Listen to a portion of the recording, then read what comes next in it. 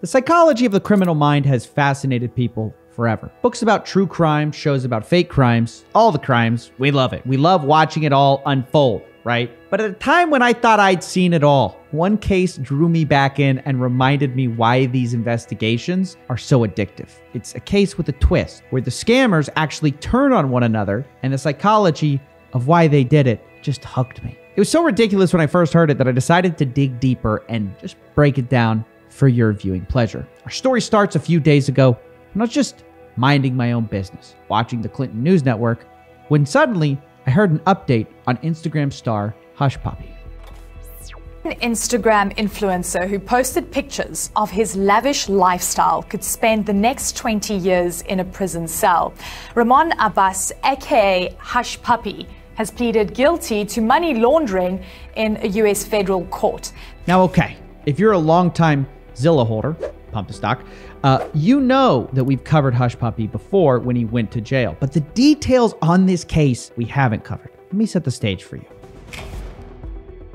Hush Puppy, real name Raymond Abbas, was able to flex on Instagram and gain millions of followers based on the appearance of being a successful real estate mogul. In reality, it was because he ran something called a BEC scheme. It's a type of confidence scam where you convince someone to send you money because you impersonate some kind of business email. In this case, Hush Puppy was pretending to be a Wells Fargo banker, and Hush Puppy convinced his victim that he could get him a $15 million loan to build a school in Qatar. This is the case he was charged on. Now, maybe this victim wanted to save the kids, I don't know, but how this thing worked is they tricked the victim into sending money first because they said there were taxes on this multi-million-dollar loan. And you might be asking yourself, how in the world did they get anyone to fall for this? Well, complex scams like this aren't easy to pull off. You need tons of fake proof of your identity. And Hush Puppy had a few people he recruited to his team to help pull off this deception. The first was a guy named Juma, who pretended to be from Kenya and provided the loan. He was the source. Hush Puppy was Malik, a banker at Wells Fargo. And they also had a third guy, Vincent, the tech guy. He set up phony Wells Fargo websites and even a fake Wells Fargo automated phone number, all to convince the victim that he really did receive a loan. And on the surface, this fateful job was going off like any other. They'd already convinced the victim to send hundreds of thousands of dollars to them. But behind the scenes, things were getting a little rocky with the team. Vincent, the third man, he was upset.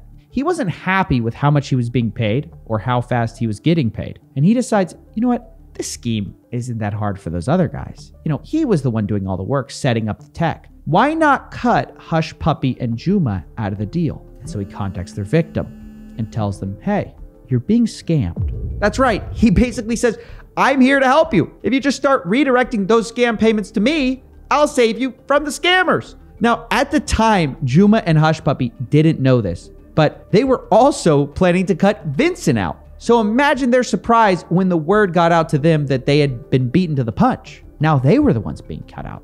And guess what? They're outraged. On January 16th, 2020, Hush Puppy then decides it's time to take things to the next level, and he threatens Vincent. I swear with my life, you will regret messing with me.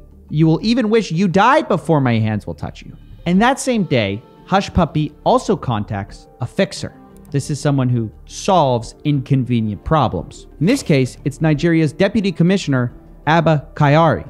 And if you're in disbelief right now, yes, a scammer just called the police on another scammer. But this isn't just any cop. Kyari was known as a super cop, and this guy was bad news. He used to be part of SARS, the Special Anti-Robbery Squad, which got disbanded after its many abuses of power in Nigeria. And so this is the guy Hush Puppy calls, and he simply tells him the truth. Hush Puppy said Vincent contacted the job to divert the job for himself. And he didn't pretend it wasn't a scam. They both knew they're talking about a scam job. But according to the court record, Hush Puppy asked Kyari to have the police pick this guy up and give him the serious beating of his life. That's a quote. He also told the corrupt cop, I will take care of the team also after they pick him up, meaning pay off the whole team of cops. Kyari confirmed, yes. 4 days later, Hush Puppy gets sent a picture of this guy, Vincent. He's been arrested. The cop had done his job. Hush Puppy tells Kayari, "Let me know how I can send money to the team, sir. Let them deal with him like an armed robber." Kayari responded, "Okay, I will send their account details to you." Hush Puppy also wrote, and this is the part that I just cannot wrap my mind around, "He betrayed me and tried to take food out of my mouth. This is great punishable sin. I want him to suffer for many years." Kayari responded, "Ha ha ha ha ha, ha ha ha ha." Now, okay. This is the part my brain can't understand.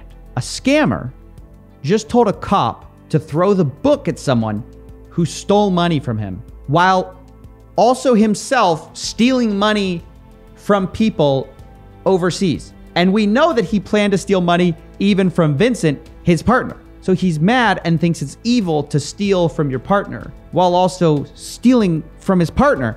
It doesn't make any sense. And this is the thing, like when he eventually got caught, I wonder, I'd love to know what he had told the judge. Like, did he beg for mercy after wanting to let his partner rot in a jail cell on trumped up charges? Like, I don't know. This is just such a dark story of really ugly people who ultimately got caught. But the reason they were eventually captured is likely in part due to this falling out they had. I can't say I feel bad for them. I just wish I knew why they couldn't see themselves for how they truly are. Bad people. I don't know. I think I need to talk this out with somebody.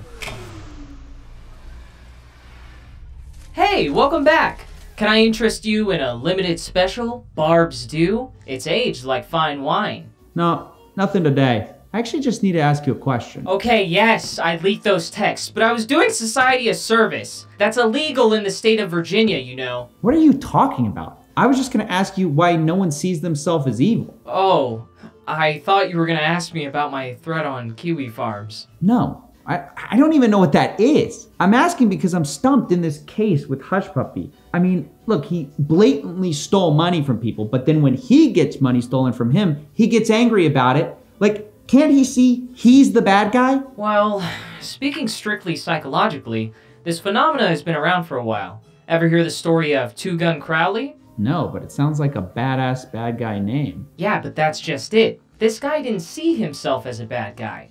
Even though he killed people, he later wrote a letter that said, "Under my coat is a weary heart, but a kind one that would do nobody any harm."